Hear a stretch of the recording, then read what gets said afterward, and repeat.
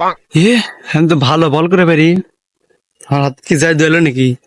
Cricketer হয়ে বাংলাদেশের মুখ উজ্জ্বল করবো, হয়ে গেছে কাম। এ অঙ্ক অঙ্ক স্যার কি সূত্র দিছিল? হা হা হা এ square plus two A B plus B square. হ্যাঁ এই ভালো কথা।